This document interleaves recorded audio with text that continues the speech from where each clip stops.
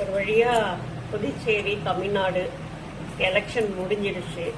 ஆனால் வெற்றி பெற்று அரசாட்சியில் வந்து அமர்கிறவர்கள் தயவு செய்து இந்த இலவசங்கள் அப்படிங்கிற ஒரு விஷயத்தை கொடுக்கறதையெல்லாம் நிறுத்திட்டு மக்களுக்கு என்னென்ன பயன், நல்ல தார் சாலைகள், குடிநீர் வசதி, அதுக்கப்புறம் அவர்களுக்கான வேலை, கல்வி அறிவு, மருத்துவ வசதிகள், இப்படி மக்களுக்கு என்ன தேவையோ அதை நம்ம வந்து கொஞ்சம் நியாயமான விலையில் அதை கொடுத்துட்டோம் அப்படின்னு சொன்னாக்கா அவங்க வந்து இலவசத்தை தேடிட்டு நிற்க வேண்டிய அவசியமே இல்லாமல் இருக்கும் அப்படிங்கிறத நான் நினைக்கிறேன்.